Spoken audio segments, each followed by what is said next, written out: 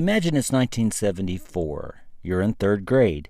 You look at the wall and there it is, the face. 2 hands, 12 numbers, and a language that feels like a secret code. But then the digital revolution arrived. Suddenly, time wasn't a circle anymore. It was just numbers. And for educators at the time, this wasn't just a tech upgrade. It was a crisis. I personally remember the disdain our grade school teachers expressed about digital clocks and watches. For the kids of the 70s and 80s, all the more reason to get them. So what's the big deal? To a child, 10:45 is easy to read, but 10:45? That's a workout for their brain. Between the 1950s and the 1980s, teachers argued that the analog clock was an important tool for cognitive development. Why? Because it's spatial. The pi concept. An analog clock is a visual fraction. When a kid sees the minute hand at the 6, they aren't just reading a number, they're seeing half of an hour. The before and after. Analog clocks show the past, present, and future simultaneously. You can see how far you've come and how much space is left until lunchtime.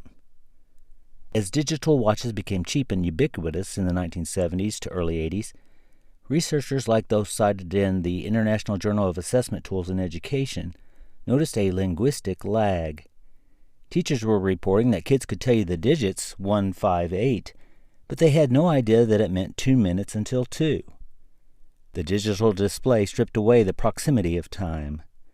It's like the difference between using a GPS and a paper map.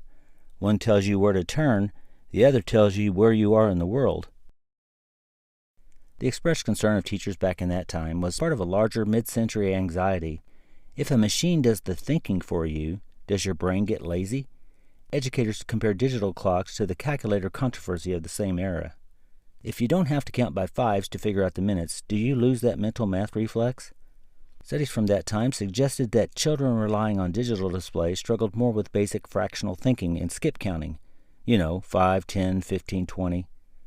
So were the teachers right? Well, today, many schools have actually replaced analog clocks in the classroom with digital because some students have trouble reading them under the pressure of timed tests. Seems as though we have traded the spatial map of the display of time with hands and a face for the numerical precision of digits. We gained accuracy, but did we lose the feel of an hour? How does this relate to us today? It's a fascinating cycle of technological anxiety. The generation that was told their brains would rot if they used a calculator or a digital watch is now the one responsible for guiding the first generation of AI natives. In the 80s, teachers feared that the digital clock was a black box that gave the answer without showing the work, the spatial movement of time. Today, the fear is that AI provides the essay or the code without the student undergoing the spatial movement of critical thinking. Eventually, the 80s kids learned to do both. They used digital for precision and analog for the feel of time. We're likely heading towards a similar hybridity where the challenge isn't AI versus human, but in knowing when to use the tool and when to rely on the analog brain. Regardless of how you feel about AI, you've got to appreciate that those who are bringing AI to the world survived calculators, digital watches, and flip clocks.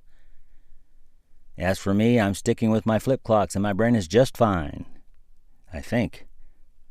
If you're interested in flip clocks and the digital display of time, consider subscribing to this channel. Well, thanks for taking the time.